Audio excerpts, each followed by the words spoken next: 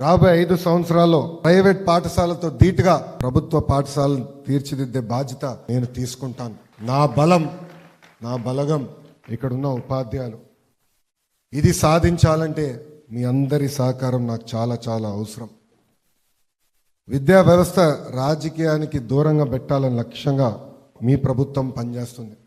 గత ప్రభుత్వంలో పేర్లు, రంగులు, ఫోటోలు పిచ్చి మనందరం చూసాం. కానీ నేను మంత్రి అయిన తర్వాత ప్రభుత్వ ఫోటోలు, క్షమించాలి, గౌరవ ముఖ్యమంత్రి గారి ఫోటో, విద్యాశాఖ మంత్రి గారి ఫోటో ఏ మెటీరియల్లో ఉండకూడదని అధికారులకు నేను ఆదేశాలు జారీ చేశాను.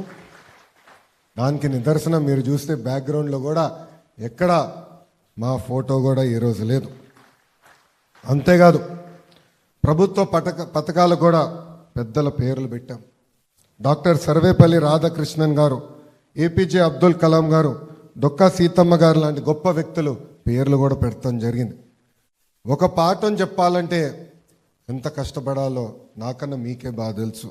అంతేకాదు అక్కడున్న పిల్లలందరినీ ఆకర్షించుకుని పాఠాలు చెప్తాం చాలా చాలా కష్టమైంది. ఒక క్లాస్కి వెళ్ళాలంటే ఎంత ప్రిపరేటరీ వర్క్ అవసరమో మనందరికి తెలిసిన విషయమే.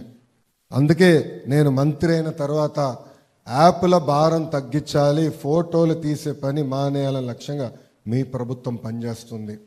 ఎక్కడా మీరు కేవలం చదువులు చెప్పాలి, అవుట్కమ్ బేస్డ్ ఎడ్యుకేషన్ తీసుకునే లక్ష్యంతో మీ ప్రభుత్వం పనిచేస్తుందని ఈ సభాముఖంగా చెప్తున్నాం.